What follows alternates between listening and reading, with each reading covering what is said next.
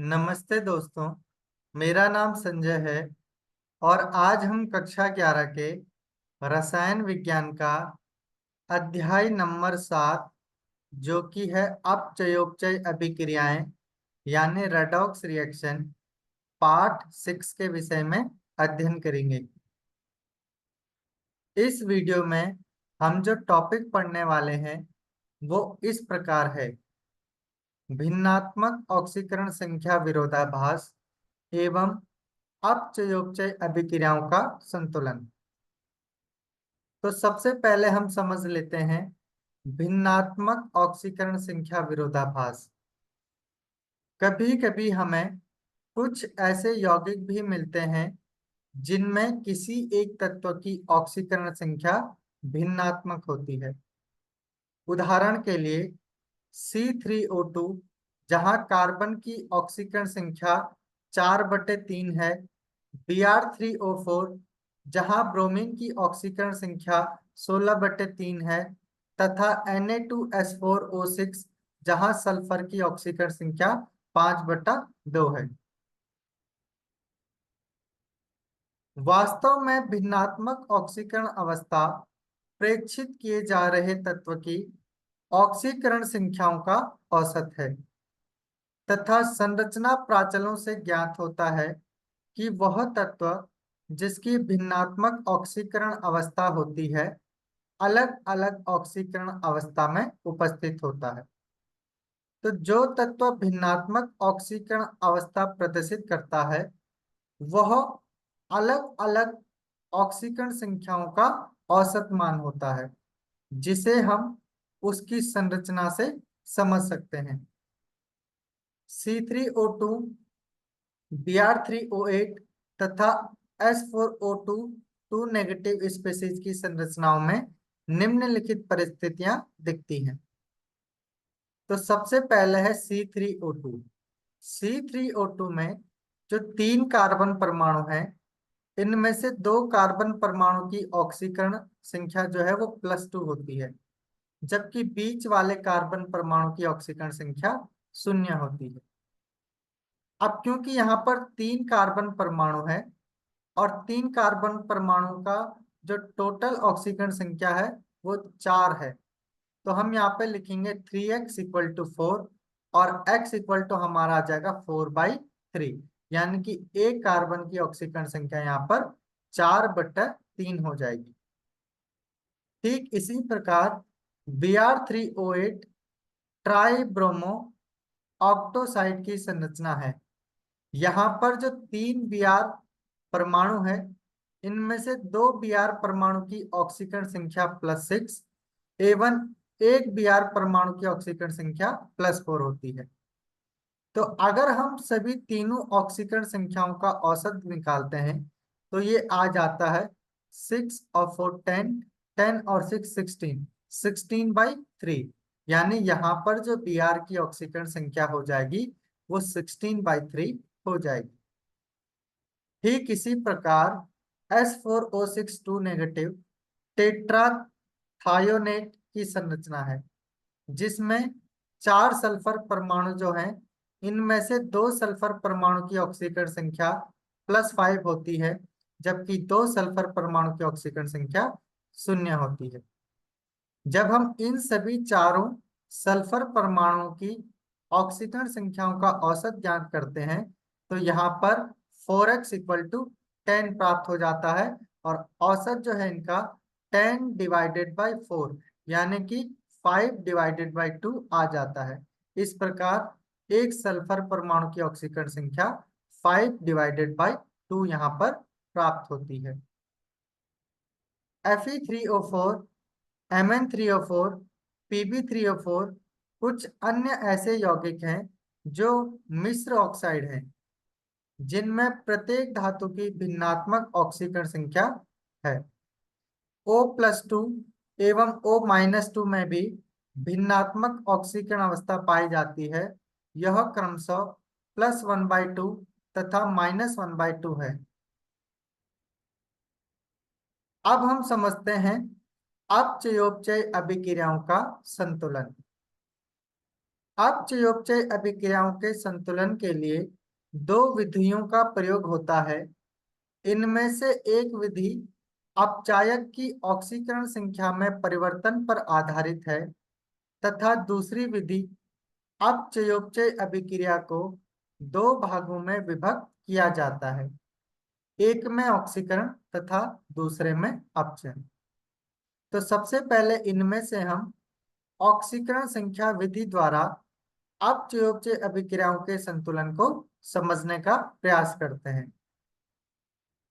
अन्य अभिक्रियाओं की भांति ऑक्सीकरण अपचयन अभिक्रियाओं के लिए भी क्रिया में भाग लेने वाले पदार्थों तथा बनने वाले उत्पादों के सूत्र ज्ञात होने चाहिए।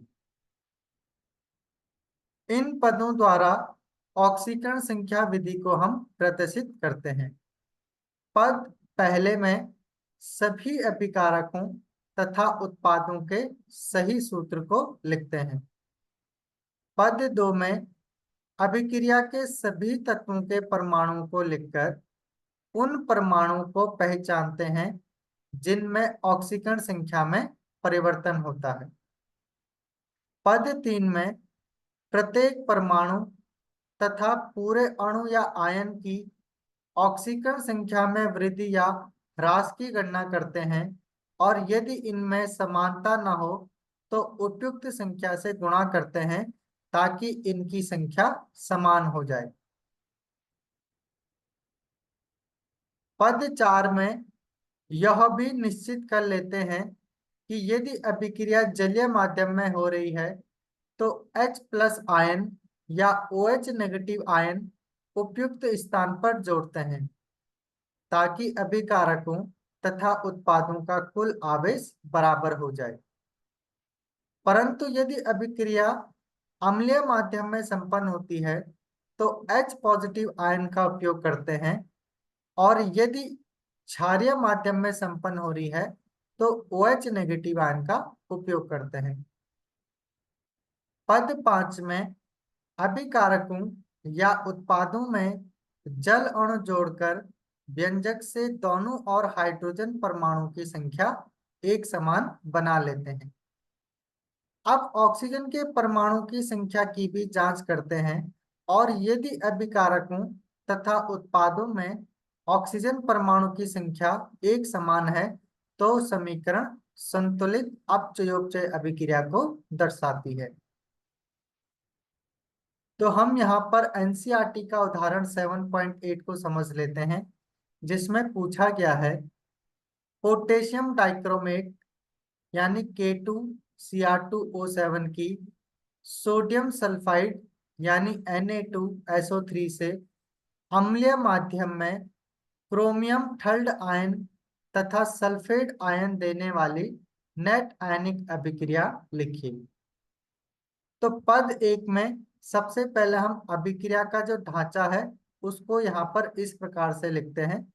Cr2O7 2 नेगेटिव SO3 2 नेगेटिव के साथ अभिक्रिया करके Cr3 पॉजिटिव तथा SO4 2 नेगेटिव आयन का निर्माण करती है। पद दो में हम Cr एवं S की ऑक्सीकरण संख्याओं को लिख लेते हैं। Cr2O7 2 नेगेटिव आयन में Cr की ऑक्सीकरण संख्या +6, SO3 2 नेगेटिव आयन में सल्फर की ऑक्सीकरण संख्या +4, Cr में यहाँ पर जो Cr की ऑक्सीकरण संख्या है वो +3 है, जबकि SO4 2 नेगेटिव में सल्फर की जो ऑक्सीकरण संख्या है वो +6 है।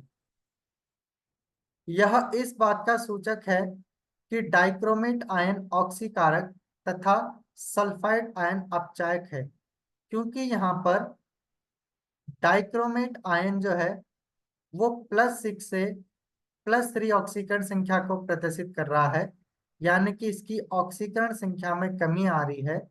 यही कारण है कि डाइक्रोमेट आयन जो है वो ऑक्सीकारक की भांति व्यवहार कर रही है, जबकि सल्फाइड आयन की ऑक्सीकरण संख्या में वृद्धि हो रही है। यही कारण है कि सल्फाइड आयन यहाँ पर अपचायक की भांति कार्य कर रही है। पद तीन में अब हम देख लेते हैं कि ऑक्सीकरण संख्याओं में वृद्धि और ह्रास की गणना करते हैं अगर दोनों में अंतर होता है तो उसे एक समान बनाते भी हैं। तो यहाँ पर हम देखते हैं Cr+6 से +3, यानी कि यहाँ पर 3 ऑक्सीकरण संख्या में अंतर आ रहा है। जबकि यहाँ पर SO3 नेगेटिव में सल्फर की ऑक्सीकरण संख्या +4 है, जबकि यहाँ पर +6 है, तो यहाँ पर 2 का अंतर आ रहा है। तो इसी अंतर को समान बनाने के लिए हमें यहाँ पर Cr2O7 से Cr तक 2 से मल्टीप्लाई करना पड़ेगा, ताकि यहाँ पर 6 ऑक्सीकरण संख्या का अंतर आ जाए। ठीक इसी प्रकार SO3 नेगेटिव से SO4 नेगेटिव में हमें 3 से गुणा करना है, ताकि यहाँ पर 6 ऑक्सीकरण संख्या में अंतर आ जाए और यह अंतर जो है वो दोनों में समान रूप से देखने को मिल जाए। अब यहाँ पर Cr2O7 जो कि यहाँ पर +6 ऑक्सीकरण संख्या है, 3SO4 नेगेटिव यहाँ पे +4 ऑक्सीकरण संख्या है, 2Cr ट्रिपल पॉजिटिव जहाँ पर +3 ऑक्सीकरण संख्या है, और 3SO4 नेगेटिव जहाँ पर +6 ऑक्सीकरण संख्या है। तो यहाँ पर हमने SO3 वाले को 3 से मल्टीप्लाई कर दिया एवं Cr वाले को यहाँ पर हमने 2 से मल्टीप्लाई कर दिया। इस प्रकार से दोनों तरफ ऑक्सीकरण संख्या में अंतर जो है वो समान प्राप्त हो रहा है। अब क्योंकि यह अभिक्रिया अम्लीय माध्यम में संपन्न हो रही है तथा दोनों और आयनों का आवेश एक समान नहीं है, इसलिए बाएं ओर H पॉजिटिव आयन जोड़ते हैं जिससे आयनिक आवेश एक समान हो जाए। तो अगर हम यहाँ पर देखते हैं, यहाँ पर 2 नेगेटिव और 3 2 6 और 2 8 नेगेटिव आयन है, जबकि यहाँ पर 3 पॉजिटिव और 3 2 6 पॉजिटिव और 6 नेगेटिव आयन है। तो यहाँ पर पॉजिटिव नेगेटिव आपस में न्यूट्रल हो जाएंगे। यहाँ पर 8 नेगेटिव आयन है, तो इस नेगेटिव आयन को संतुलित करने के लिए हम अभिक्रिया के यहाँ पर 8 पॉजिटिव आयन जोड़ देते हैं, ताकि यह आवेश जो है वो एक समान हो जाए। अंत में हाइड्रोजन अणु की गणना करते हैं तथा संतुलित अपचयोपचय अभिक्रिया प्राप्त करने के लिए दाईं और उपयुक्त संख्या में जल के अणु को जोड़ देते हैं। तब अभिक्रिया के बाईं ओर देखते हैं तो यहाँ पर 8H पॉजिटिव आयन है, जबकि अभिक्रिया के दाईं ओर यहाँ पर एक भी H आयन नहीं है। तो इसी को संतुलित करने के लिए अभिक्रिया के दाईं ओर हम 4H2O को लिख लेते हैं, और 4H2O को लिखने पर यहाँ पर हाइड्रोजन परमाणु की संख्या अभिक्रिया के दोनों तरफ समान हो जाती है। अब हम ऑक्सीजन परमाणु की संख्या को चेक कर लेते हैं। यहाँ पर ऑक्सीजन 7 और 3 9, यानी कि 7 और 9 16, ऑक्सीजन परमाणु यहाँ पे 16 है, जबकि यहाँ पर 4 3 12, 12 और 8 16। तो ऑक्सीजन परमाणु भी दोनों तरफ क्या है, समान है। तो इस प्रकार यहाँ पर जो ये अभिक्रिया हो गई, ये एक संतुलित अपचयोपचय अभिक्रिया हमें यहाँ पर प्राप्त हो चुकी है। तो आज के लिए इस वीडियो में इतना ही। नेक्स्ट वीडियो में हम पढ़ेंगे अपचयोपचय अभिक्रियाओं का संतुलन। तो मिलते हैं नेक्स्ट वीडियो में।